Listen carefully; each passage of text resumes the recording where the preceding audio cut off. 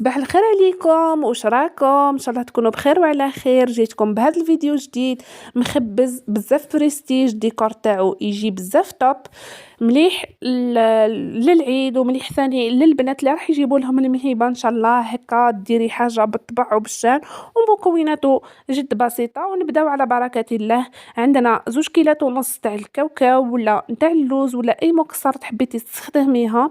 عندنا نص كيلة تاع نواه كوكو، وعندنا كيلة غير ربع تاع جوز، عندنا 4 بيضات، وعندنا مبشور تاع 3 حبات ليمون، وعندنا كونتيتي تاع مغرفة عسل كبيرة. لهنا نضيفو الكاوكاو تاعنا، نزيدو معاه نص كيلة تاع نواه كوكو، والكيلة غير 2 صباع نتاع السكر تاعنا، نضيفو عليه مبشور تاع 3 حبات ليمون. كل وين يكون ليمون بزاف كل وين تكون الطعمه تاعو بزاف. نرحيوهم مليح يا البنات بلا شوار مع بعضاهم.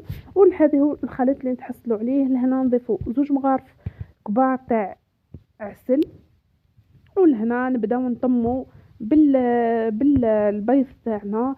سا ديبون على كونتيتي تاع البيض اللي راح تهلكها لنا، سا ديبون على حبات البيض تاعك اللي استخدمتيهم كبار ولا صغار. هنا نبقاو نطمو حتى واشاك فوا نزيدو البيض حتى نتحصلوا على عجينه تكون طريه. درك تشوفوا القوام تاعها. لهنا ها هي كيف يولي الخليط تاعنا يا البنات. كما راكم تشوفوا انا الخبز تاعي راني درتو غير بالكاوكاو. كما راكم على بالكم القناه تاعي للناس البسطاء وراكم تشوفوا كلش غالي، دونك استخدمت غير الكاوكاو. ولهنا النكهه تاع الليمون راح تزيد فيه بنه بزاف وما يبانش بلي راهو كاوكاو. لهنا رحت جبت حليته كيما هكا كيما راكم تشوفوا فيه يا البنات بسمك 2.5. وانتم ديروه كيما تبغيو، تحبوه عالي تحبوه كيما تبغيو. انا درته بسمك 2.5. جبت لهنا مول دائري باش يعطيني هذاك الشكل اللي راح نديرو. لهنا اذا حبيتوا ديروا هذا الشكل هذا لازم تتبعوا الطريقه، واذا حبيتوا تغيروا شكل واحد اخر هذا راجع ليكم واختياري. ما تنساوش تفعلوا زر الجرس يا البنات، ابونيو وفعلوا زر الجرس عفوا باش هكذا يوصلكم كل جديد. وشوفوا لهنا جبت هكذا تقدري تكسي بالموس. وباش تشكلوا للطليه تاعنا نحتاجوا كيلة تاع حليب، كيلة تاع ما زهر، نص كيلة تاع زيت، ونحتاجوا السكر، ونحتاجوا هاد الرام هذه والملون في نفس الوقت. نضيفوا المكونات تاعنا كامل، كيلة تاع الحليب وكيلة تاع ما زهر ونص كيلة تاع الزيت تاعنا. نزيدوا عليهم ملون غذائي، نضيفوا الملون الغذائي نتاعنا ونبقاو نخلطوا فيهم غير بالفرشيطه يا البنات حتى نتحصلوا على خليط هكذا يكون متجانس. نحاولوا اننا نذوبوا هذاك الملون الغذائي تاعنا فيه كيما راكم تشوفوا. فوالا انا لهنا ما زلت ما تحصلتش على اللون اللي نحتاجه. لهنا نضيف السكر تاعي قبل من بعد نولي نعاود اني نشكل هذاك اللون اللي نحتاجه. نكمل نستعلح السكر تاعي حتى نتحصل على قوام لازم تكون ثقيله كما راكم تشوفوا. كما اللوح كما هكا. فوالا واستمروا بالخلط هكذا حتى نذوبوا الحبيبات تاع السكر كامل.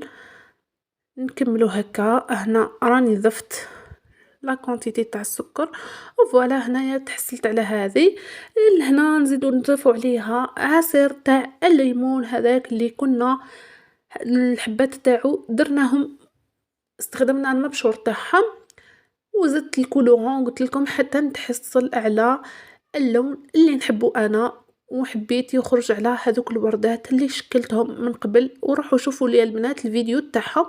فوالا لهنا بعد ما ثقلت لي وهذا هو القوام اللي نحتاجه. زدت الملون الغذائي ولهنا راني تحصلت حتى على اللون وهذا هو القوام. ما تجريوش بزاف يا البنات باش هكا كي ديروه يحكم لكم على الكعبات. لهنا الكعبات تاعي بعد ما طابوا درتهم في الفرن على 160 درجه حتى يديو هذا اللون هذا. خرجتهم من الفرن تاعي، جبت هذيك الطليه بعد ما كنت خدمتها، وكيما راكم تشوفوا لهنا راني قاعده ندير فيهم غير بيدي. تقدروا تحطوهم هما وتسيحوا عليهم، ولا كيما تقدروا ديروا كيما هكا. انا نفضل الطريقه هذه باش هكا ما تروحليش بزاف الطليه وما تفزدليش. وفوالا نحطهم في هكذا بلاطو يكترو حتى نتهبط منهم هذيك لا كونتيتي الزايده كامل. من جهه واحده اخرى جبت هذا الملمع الغذائي لو بريون اليمونتير، وجبت هذا لو بانسو ندير بهم كيما هكا نطليهم على لي كوتي كامل باش يديو لمعه. وشوفوا اللمعه واش تزيد النص يا البنات، خاصه من بعد مع لورغانزا راح يتواتاو بزاف مع بعضهم.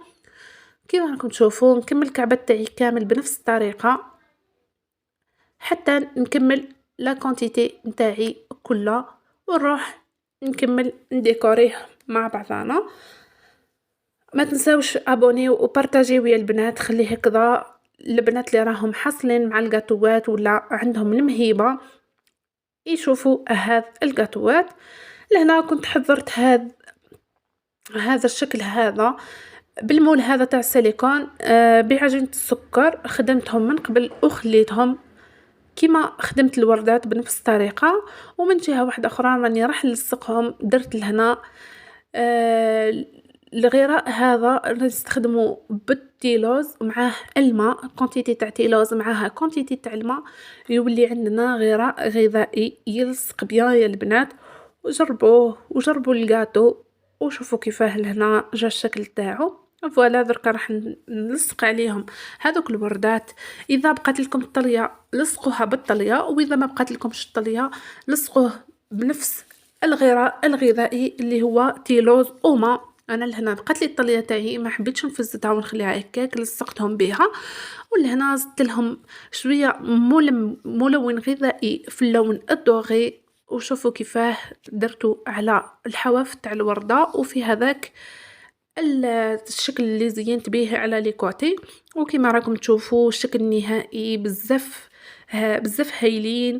بريستيج المهيبه راح تكون حاجه بالطبع بزاف، وخاصه اللون هذا لون راهو طوندونس وبزاف يمد نظره مليحه للطابله، وكل وحده تستخدم على حساب لو تام تاعها. ونتلاقاو في فيديو واحد اخر. سلام.